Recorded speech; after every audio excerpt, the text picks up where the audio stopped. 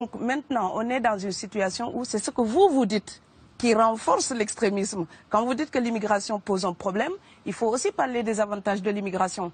Parce que moi, quand je travaille en France, je paye mes impôts ici. Donc les étrangers qui sont là, il y a une partie qui peut travailler et envoyer au pays aider. La majorité paye ses impôts, s'installe dans vos pays, enrichit vos pays. Donc ce sont des citoyens productifs. Après, il faut voir, il y a une minorité qui vient, il y a des morts, certes.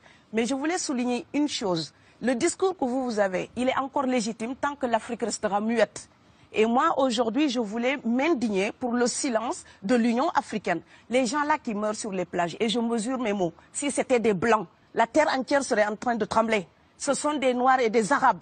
Alors eux, quand ils meurent, ça coûte moins cher. Ici, j'étais venu en 2008 et j'avais dit, l'Union européenne, avec ses flottes de guerre, avec son économie, je vous dis une chose, si on voulait attaquer nos pays ici en Occident, il y aurait des moyens de se défendre. Donc si on voulait sauver les gens dans l'Atlantique, dans la Méditerranée, on le ferait.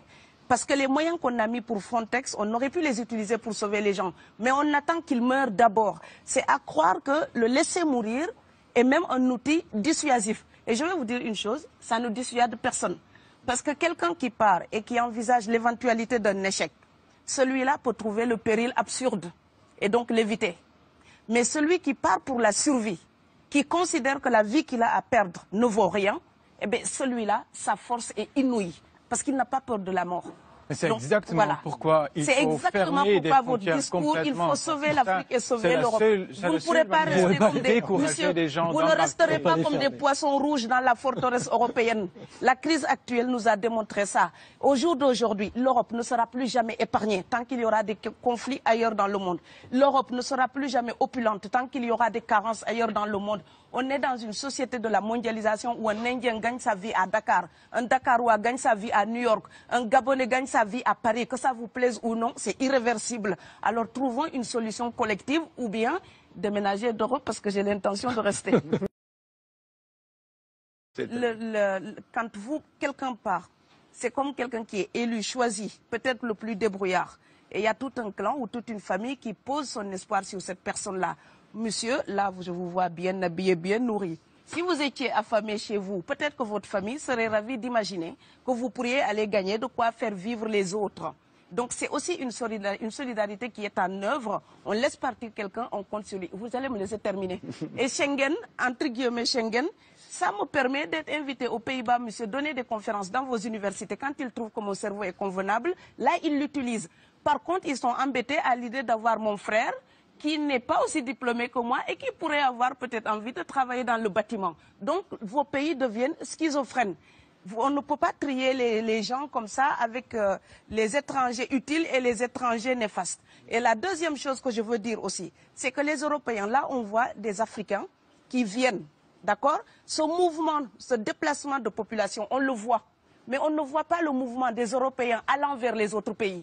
Alors celui-là, c'est le mouvement des puissants, ceux qui ont l'argent, ceux qui ont le bon passeport. Donc vous allez au Sénégal, vous allez au Mali, vous allez dans n'importe quel pays du monde, au Canada, aux États-Unis, partout où je vais, et je voyage tout le temps, je croise des Français, des Allemands, des Hollandais. Je les rencontre partout sur cette planète parce qu'ils ont le bon passeport. Donc, comme avec l'exotisme, l'Europe s'était arrogé le précepte unique, unilatéral, de l'exotisme. Les autres sont exotiques. Alors que pour quelqu'un de mon village, il n'y a rien de plus exotique que quelqu'un d'Amsterdam. Maintenant, pour l'étranger aussi, pour les voyages des temps modernes avec la mondialisation, quand les pauvres viennent vers vous, il y a des mouvements de foule qu'il faut bloquer. Mais quand vous, avec votre passeport et avec toutes les prétentions que cela donne, vous débarquez dans les pays du tiers-monde, là, vous êtes en terrain conquis. Donc, on voit les pauvres qui se déplacent, on ne voit pas les riches qui investissent dans nos pays. L'Afrique se développe en taux entre 5 et 10%. Ce n'est plus de la progression, c'est de la surchauffe. Sauf que quand des pays du tiers-monde se développent et qu'ils n'ont pas les moyens pour gérer tout ça, il faut une ingénierie, il faut une formation, il faut des populations pour installer une démocratie. Là, cette surchauffe-là, vous avez besoin qu'on reste dominé pour servir de débouché à l'industrie européenne. Alors il faut arrêter l'hypocrisie. On sera riches ensemble ou on va se noyer tous ensemble.